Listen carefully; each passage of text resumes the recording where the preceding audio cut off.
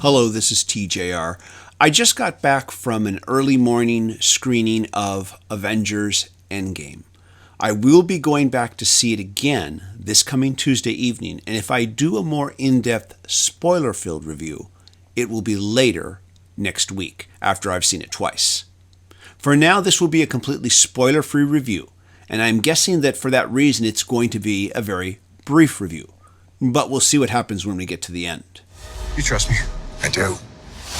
If I had to describe my initial thoughts after seeing this movie for the first time in just a short sentence, I think I would say that what impresses me most is just how much humanity is delivered in what is essentially a corporate-driven franchise blockbuster movie machine.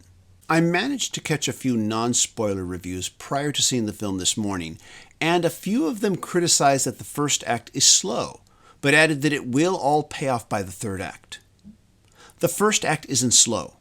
It's just the part of the film that has the least amount of spectacle and gives us the greatest amount of human drama. And the surprising thing is that the drama never really stops. It keeps delivering, even during what is the almost obligatory spectacle that is the third act for all of these films. So what can I tell you without spoiling the movie? After the movie ended, I really did feel that a 10-year saga had come to an end. And this does hold true for some of our main characters, whose journeys apparently end here, and some who will have new beginnings as well.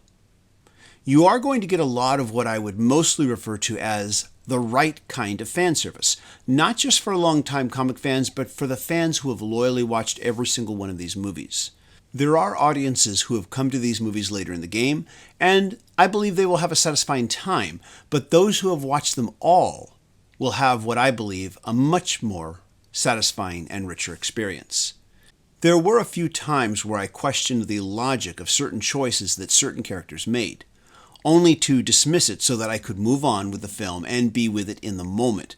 So it will be interesting to see if I still question certain parts of the film in the same way after the second viewing.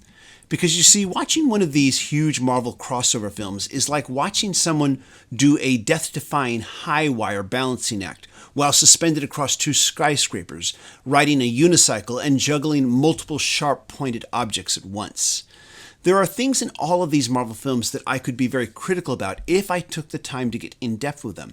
And there are many things that online and print critics have already been critical about regarding them as well.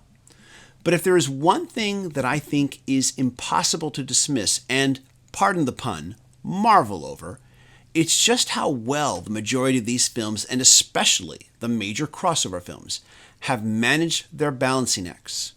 I think that in spite of any flaws we may find, and that I may find when I see it again, I think we should be always amazed that they balance so much so well.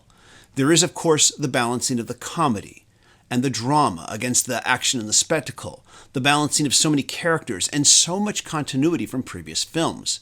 But there is also the balancing of audience expectations, both for the longtime comic fans like myself who were invested in these characters and stories long before they were brought to life on the big screen, and the newer audiences who have come to know them only from the movies. And so far, it's a balancing act that no other studio has pulled off quite as well as Marvel has. Giant blockbuster films like this have a tendency to throw the whole kitchen sink at you, and it can be easy to miss stuff. Easy to miss an important line of dialogue that changes what you initially thought was a gaping plot hole and thus cause a negative opinion that was undeserving, but also easy to miss huge flaws in a movie's internal logic because you were too distracted by all the shiny objects, and I'm referring to the spectacle. And as someone who likes to examine film critically, I can say that I have experienced both of these in the past. It almost becomes necessary to see these films at least twice before you give a final verdict. I reserve the right to change my point of view after a second viewing, but so far, my hat is off in admiration. The most spoiler thing that I will say at this point is that I think this film might have a lot of hardcore movie fans and Marvel fans engaged in debate over time travel and alternative reality logic for some time. My one hope is that that debate will be fun and good-natured and not egotistical and divisive as some internet movie debates have sadly become. I will give you one actual real spoiler. I waited through the entire end credits to see if there was going to be the traditional closing credits scene. There wasn't. But had I known this, it wouldn't have mattered. I would have still sat through the closing credits and let the movie's closing score wash over me, along with the rest of its drama and spectacle. And I know that I will do this when I see it again in just another 4 days. This is TJR. These were my spoiler-free initial thoughts on Avengers Endgame. Please leave your thoughts in the comments, and please make sure that all your comments are spoiler-free for this video. Thanks everyone for watching. Take care. Bye-bye.